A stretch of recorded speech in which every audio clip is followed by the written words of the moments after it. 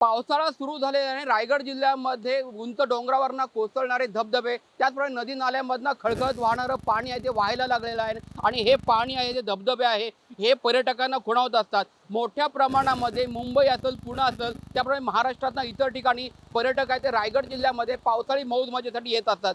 गेली अनेक वर्षापासून परिस्थिती पाहिली तर रायगड जिल्ह्यामध्ये पावसाळी पर्यटकांना होणारे अपघात लक्षात घेता जिल्हा प्रशासनाने अपघात वाचवण्यासाठी या ठिकाणी पर्यटनावर बंदी घातली होती। मात्र यावर्षी पावसाळी पर्यटनाला काही नियम आणि अटी घातण्यात आलेल्या आहेत आणि काही निर्बंध घालण्यात आलेले आहेत। मात्र आपण जर का रायगड जिल्ह्यामधलं काही दिवसाचं प्रमाण पाहिलं तर पर्यटकांकडनं होणारे पावसाळी पर्यटनामध्ये अतिरेक आहेत ते आजही तसेच आहेत, ज्याच्यामुळे दुर्घटना घडत आहे। गेल्या 3 महिन्यात आपण जर का हिशोब घेतला तर 15च्या आसपास पावसाळी पर्यटनाच्या दुर्घटना घडलेल्या आहेत। म्हणजे जे पाण्यामध्ये मौज मजा करायला आलेली माणसं आहेत त्यांना पाण्याचा, धबधब्याचा, पाण्याच्या प्रवाहाचा अंदाज न आल्याने त्यांचा मृत्यू झाल्याच्या घटना घडल्या आहेत। यानंतर देखील आपण कालचीच घटना लक्षात घेतली तर काल रायगड जिल्ह्यामधला नाणेमाचीच्या धबधब्यामध्ये काही अतिरेकी तरुणांनी, आततायी तरुणांनी अतिरेक केला आणि त्यामध्ये स्टंटबाजी केलेली आहे। यानंतर कुठेतरी जिल्हा प्रशासनाने घालेल्या आदेशाचं उल्लंघन होताना दिसत आहे।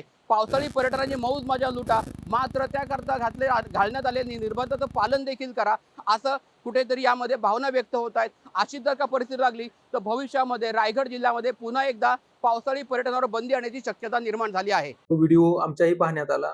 पोलीस प्रशासनाकडून गर्दीचे जे दिवस असतात सुट्ट्यांचे, शनिवार, रविवार आणि सार्वजनिक सुट्ट्यांचे दिवस, त्या दिवशी आम्ही नाणेमाची वॉटरफॉलच्या ठिकाणी बंदोबस्त ठेवत असतो।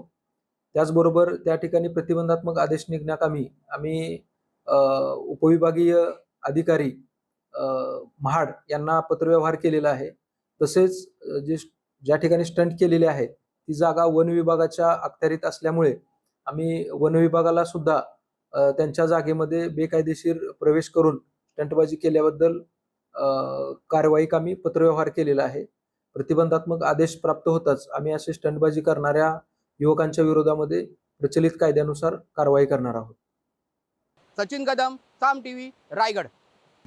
आता isakal.com आहे देशातील नंबर 1 ची मराठी न्यूज वेबसाईट। प्रत्येक अपडेटसाठी isakal.com ला नक्की भेट द्या।